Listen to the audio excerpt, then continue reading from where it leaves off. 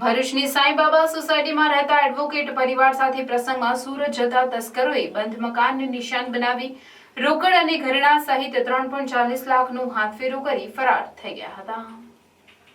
ભરૂચ શહેરના link road પર આવેલ સાંઈબાબા નગર ખાતે રહેતા અને વકીલાતનો વ્યવસાય કરતા સુરેશ ચંદ્ર મહેતા 21 સપ્ટેમ્બરના રોજ તેમના પરિવાર સાથે સુરત એક પ્રસંગમાં હાજરી આપવા માટે ગયા હતા। ત્યાંથી બપોરના 3 વાગ્યાના અરસામાં તેઓ ઘરે પરત આવતા તેમના ઘરનો નકોચો તૂટેલી હાલતમાં મળી આવ્યો હતો, જેના પગલે તેમણે ઘરનો દરવાજો ખોલી અંદર જોતા ઘરમાં તમામ સામાન વેરવિખેર પડેલો જણાયો હતો।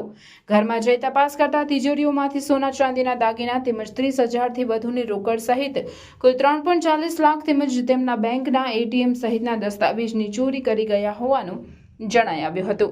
ઘટનાને પગલે તેમણે ભરૂચ એ ડિવિઝન પોલીસને જાણ કરતા પોલીસ કાફલાએ સ્થળ પર દોડી આવી આસપાસમાં પૂછપરછ કરી તસ્કરોનું પગેરું મેળવવાની કવાયત હાથ ધરી છે।